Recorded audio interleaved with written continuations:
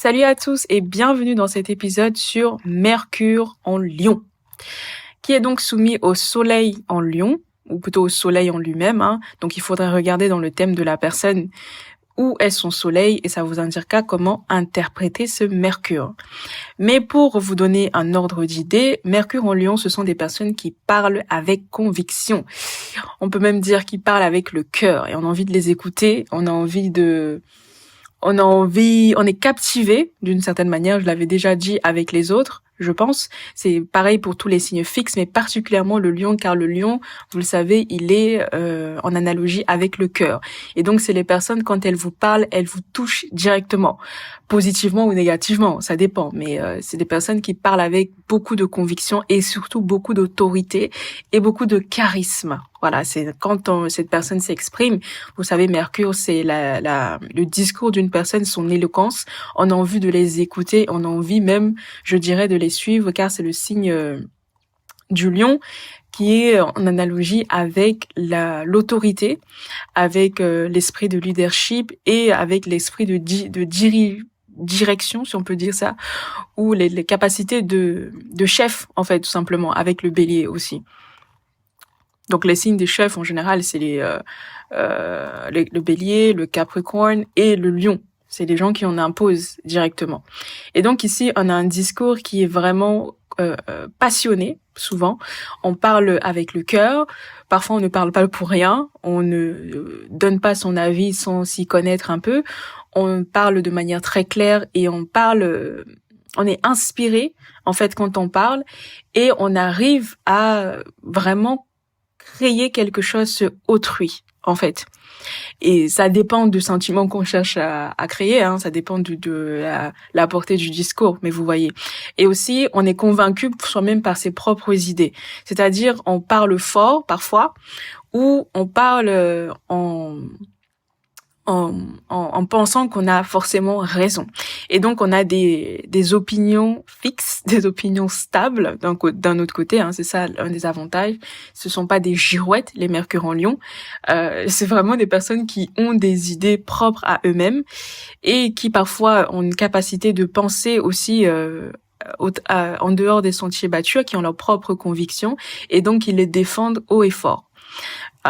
Comme je dis haut et fort, c'est pas forcément dans le discours parlé, ça peut être un discours écrit ou ça peut être par le fait de transmettre ça à autrui. Ça dépend de la position de la personne. Vous avez compris.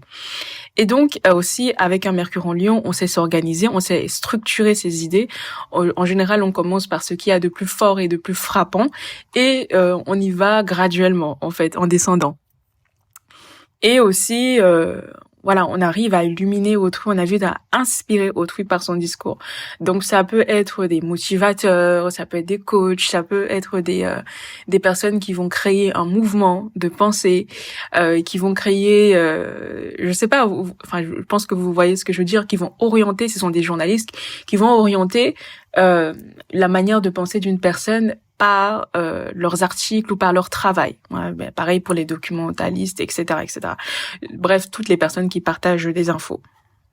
Et donc ici, si on se lance dans l'écriture, on peut avoir des prix littéraires, je pense, ou tout simplement avoir beaucoup de visibilité et faire des ventes, ou comme je vous dis, avoir des prix. Et donc, on est reconnu pour son intelligence. On cherche vraiment à ce que ce soit valorisé. N'oubliez jamais que le signe du lion, c'est l'honneur, c'est la dignité, c'est le pouvoir. Et donc, quand associé à Mercure qui symbolise l'intelligence, on veut être reconnu pour ça. Donc, ça peut être des personnes qui sont vierges, qui sont plutôt discrètes, ou des cancers, parce que Mercure, comme je vous avais dit, c'est le satellite du Soleil, donc il ne peut pas y avoir plus d'un signe qui sépare le signe mercurien du signe solaire. Et donc ces deux signes-là sont plutôt discrets. Sur la Vierge, traditionnellement, elle est plutôt humble, on va dire, même si on connaît tous des Vierges exubérantes. Moi, je connais que ça, j'ai jamais vu les Vierges Jamais vu des vierges humbles. Mais bon, symboliquement, c'est ce que c'est censé représenter, les personnes qui servent autrui, et les cancers, c'est vraiment la discrétion. Et donc, même si la personne l'est, la personne voudra toujours être reconnue pour ça et elle ne supportera pas qu'on la critique sur ses capacités intellectuelles et sa capacité de raisonnement. Donc voilà, dans un sens, c'est bien parce que c'est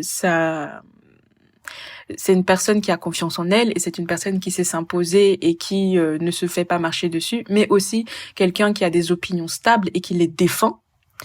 Et d'un autre côté, naturellement, par le charisme, et d'un autre côté, quand c'est affligé, ce sont des personnes qui jugent hâtivement, qui peuvent avoir des jugements, je dirais pas précipités, mais des jugements erronés sur une personne et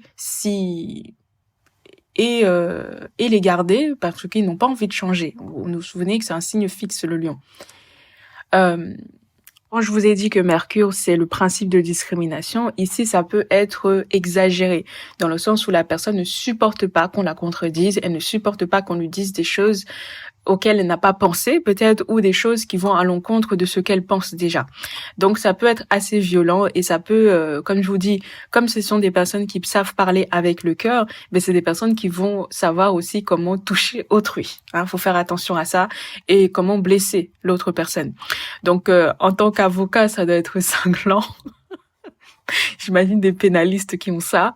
Oh my God, ils doivent déchirer leurs adversaires, en fait. Et donc voilà, il faut faire attention à ça.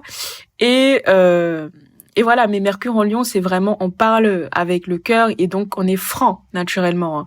La franchise, je ne sais pas à quoi est-ce que les gens l'associent, mais la franchise, je le dis et je le redirai, c'est le lion, c'est rien d'autre. Le Sagittaire peut y contribuer. Le Sagittaire, c'est plus la vérité, mais la franchise, le fait de parler frontalement à quelqu'un et de lui dire ce que tu penses, que ça plaise ou non, c'est lion, en fait. C'est une capacité lion, en fait. Et donc, c'est le soleil, ça. C'est le soleil est. Que on l'aime ou qu'on l'aime pas, le soleil est, il brillera toujours, quoi qu'il arrive, en fait. Ça, c'est sa nature. Et donc, Mercure en Lion, on aime partager avec autrui. Donc, on aime partager ses connaissances. Mais je pense que le Lion, c'est quelqu'un qui aime qu'on le mette un peu sur un piédestal, quoi. On lui fasse sentir qu'il est important. Si c'est un prof, par exemple. Mais voilà, on parle avec enthousiasme, on parle avec passion, comme je vous dis, on parle avec le cœur, vraiment. Et aussi, on a des opinions plutôt arrêtées sur plein de sujets, sur les gens, sur des causes, etc. Donc ça peut mener au racisme quand c'est exagéré, ça peut mener à la discrimination d'autrui. Enfin, vous comprenez quoi. C'est vraiment, c'est à double tranchant, Mercure en Lion. Et je ne dis pas ça parce que je vais citer Éric Zemmour. Je dis ça vraiment parce que c'est pour vous donner un ordre d'idée, en fait. Et je suis pas en train d'accuser Zemmour de quoi que ce soit. Mais il fait partie des exemples français d'un très bon Mercure en Lion. Et pareil pour Barack Obama, si vous voulez que je trouve un noir. Soi-disant. C'est un métis. Bref. Donc, avec Mercure en Lion aussi, on a envie d'ascendre dans la vie, on a envie d'être reconnu pour ce qu'on fait. Et si on est quelqu'un d'ambitieux, on peut vouloir rechercher des rôles ou des métiers d'autorité ou des métiers où on va être au-dessus des autres. Et pas forcément parce qu'on pense qu'on est meilleur, mais parce que on reconnaît ses propres capacités et on sait que dans la vie, il y a des gens qui sont faits pour diriger et d'autres qui sont faits pour suivre. Et les deux ont tout autant de valeur. Et donc quelqu'un qui reconnaît ces qualités-là en lui va forcément chercher des métiers ou des professions où il va être amené à évoluer en fait facilement et à commander. Ça va de soi. Et je tiens à préciser quand même que diriger, ça vient avec des responsabilités, hein. Et parfois on cherche les honneurs, mais on cherche pas forcément le downfall derrière, c'est-à-dire tout le poids qui vient après. Et les lions sont bien équipés a priori pour supporter, sauf si dans le thème c'est indiqué qu'il y a énormément de paresse, parce que on parle de la paresse des taureaux, mais personne parle de la paresse des lions, quoi. Le lion il dort, en fait, il aime dormir, il aime pas se fouler. Ou même si vous pensez au roi, en fait, c'est pas eux les grands bosseurs, hein. C'est juste des têtes de gondole, souvent. Bref, pour ceux qui ont lu des romans historiques, etc., vous comprenez ce que je veux dire. Ou des films, tout simplement. Je pense que c'est assez bien montré dans les films, d'ailleurs. Et donc, qu'est-ce que je pourrais rajouter? On peut aussi, voilà, tout ce qui est associé au lion, donc les jeux de hasard ou les jeux sur les chevaux, j'ai oublié le mot qui est attribué à ça. Oui, j'ai souvent des trous de mémoire, excusez-moi. Quand je parle, j'ai toujours des trous de mémoire. Et du coup, les gens ont l'impression que je sais pas m'exprimer, alors que pas du tout, en fait. J'ai vraiment des trous de mémoire, je n'arrive pas à comprendre. Faut que je règle ce problème. Et donc, on peut avoir la chance au jeu aussi. Parce qu'on a l'intuition aussi qui se mêle à ça, hein, l'intuition du soleil et l'éclair de génie que représente le soleil aussi. Et donc, qu'est-ce que je veux dire ça? Parce que le mercurien, il est malin. Il est malin, il sait observer son environnement et il sait reproduire et il sait jouer. Maintenant, avec Mercure c'est vraiment à la fois la réflexion et voilà, se faire des nœuds au cerveau. Alors que le lion, il est dans la tempérance, certes, c'est pas un impatient, mais c'est un signe de feu, donc c'est un signe d'action, en fait. De certaine manière, c'est une action qui n'est pas immature ou prématurée comme avec le bélier, par exemple. Oui, ça se dit prématuré, non? Mais c'est une action qui, c'est quand même tourné vers l'action et tourné vers le jeu, vers le hasard et voilà, se mettre dans le rouge comme expression, si vous voyez ce que je veux dire. Et donc avec ça, si on joue au jeu, ben on peut beaucoup le faire, voire trop, hein, ça dépend des aspects. Et aussi d'un autre côté, on peut y perdre énormément quand on joue, hein, sur les aspects. Surtout si Mercure est, je sais pas, un maître de la maison 2 ou la maison 5 et où les deux maîtres sont en conflit. Donc faut faire attention à ça. Mais déjà, il faut que la personne joue, hein, et c'est pas toujours le cas. Aussi, avec un Mercure en Lion, on est préoccupé par les enfants. Par les problèmes avec les enfants ou les problèmes avec les frères et sœurs. Donc on peut avoir des frères autoritaires, hein, parce que comme je vous ai dit, Mercure, c'est pas toujours la personne, c'est son frère, son petit frère, la personne qui le suit. Donc ça n'empêche que la personne qui te suit peut être plus autoritaire que toi, hein, ça dépend, on est tous faits différemment. Et aussi, on peut aussi, selon les aspects, avoir des déceptions en ce qui concerne les enfants. Et d'ailleurs, on peut même travailler auprès des enfants, qui sait. Donc bref, les métiers qui peuvent réussir à cette personne, je pense que vous le devinez, c'est toutes des carrières artistiques, ça peut aussi être des carrières littéraires, des carrières où ils peuvent avoir de l'autorité. Je sais pas comment vous dire ça. Les rédacteurs en chef, les chroniqueurs, je sais pas à qui vous pensez. Et mais bref, imaginez tous les métiers artistiques qui sont à la fois intellectuels et artistiques où on peut avoir de la reconnaissance. J'ai vraiment la flemme de réfléchir là. Et donc je vais vous donner des exemples. Donc le premier qui me vient à l'esprit, je pense que je l'ai déjà cité, c'est Eric Zemmour. On a Barack Obama. Si vous avez déjà écouté Barack Obama, c'est quelqu'un qui a l'air intelligent, qui dit des choses qui ont l'air pertinente, qui captive, son Yes We Can. C'est pas, vous avez déjà écouté un discours de Barack Obama. Moi, ça me laisse de marbre, personnellement, parce que bon, déjà, c'est un Afro-Américain. Moi, je suis pas Afro-Américaine. Je suis plus française qu'autre chose. Donc bon, les intérêts français sont pas toujours les intérêts américains. Mais voilà, je sais qu'il y a des gens qui pensent que parce que quelqu'un est soi-disant noir, on doit forcément l'apprécier. Et moi, Barack Obama, son élection n'a rien apporté à ma vie encore. Non, en fait, aucun problème avec lui, mais bon. Et donc, mais voilà, je vous dis ça parce que c'est vrai qu'on m'a beaucoup poussé à l'écouter.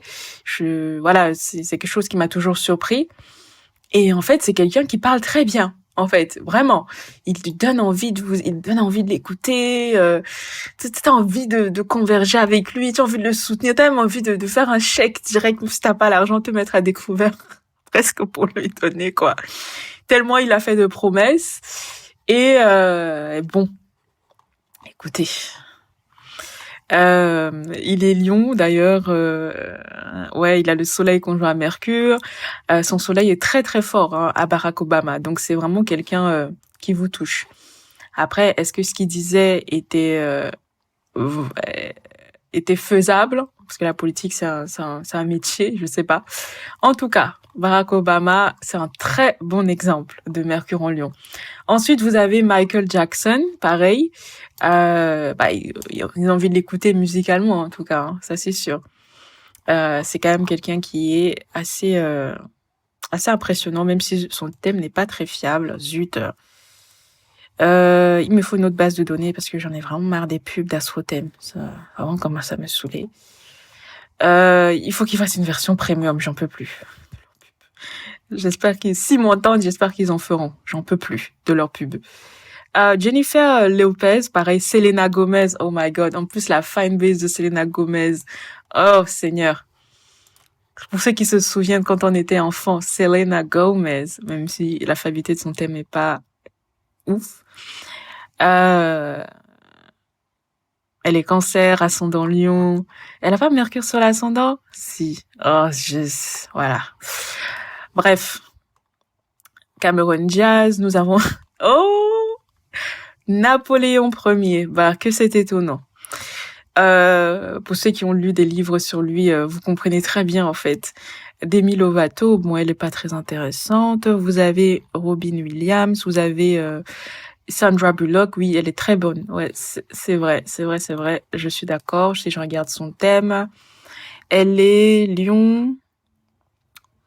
Non, il n'y a pas de conjonction Soleil-Mercure, mais par contre, Mercure est proche du descendant, elle a Mars. Ouais, mais elle est bonne en interview, en tout cas. Vous avez Ben Affleck. Eh ben. Ah. Marine Le Pen, hein, comme par hasard. Je savais pas. J'ai à peine regardé son thème. Je l'ai mis dans la liste que vous m'avez donnée, hein, mais j'ai la flemme de faire son thème. Mais c'est vrai qu'elle parle avec beaucoup de passion quand on l'entend parler. C'est vrai. Halle Berry, Lindsay Lohan, Bill Clinton, Charlize Theron. Bill Clinton, effectivement. Meghan Markle, Meghan de Sussex, la Renoir du 16e.